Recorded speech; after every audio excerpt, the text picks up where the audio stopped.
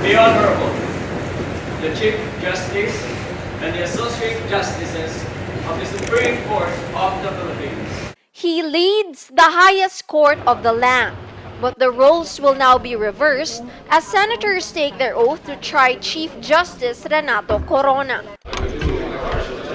According to the Constitution and the laws of the Philippines, so help me God.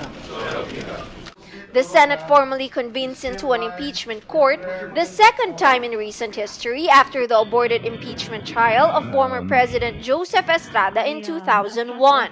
But right before senators could even put on their robes, the defendant steals the limelight. Ako'y tumututol sa dahan-dahan binubuong diktadura ni Pangulong Benigno Simeon Aquino III.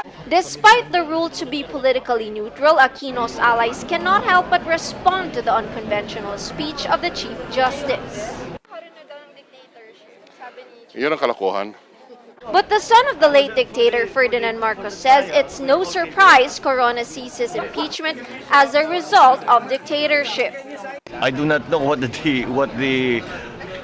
definition of dictatorship is, but it would seem to be an attempt by the president to remove the co-equal status of the three branches of government and make the executive shall we say, more equal than others, which violates all the democratic principles that we have enshrined in our Constitution. With statements made for or against Corona, Senator Francis Pangilinan dismisses calls for Aquino allies to inhibit themselves from the trial. He says all senators will have to answer to the ultimate judge.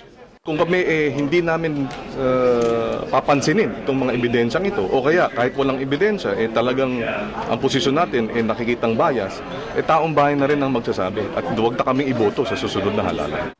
Pangilinan's colleagues agree that public opinion will be a key factor in deciding whether or not to convict Corona. After making his case in public, Corona will have to formally answer the allegations as the Senate issues summons on Thursday. With this combative speech, people are wondering if they will finally witness a trial right until its very end. Dictatorship or democracy at work? Senators are split on the battle between the executive and the judiciary. But they say the verdict will be handed down here when the country's top judge faces his own trial. Ayee Macaraig reporting from the Senate.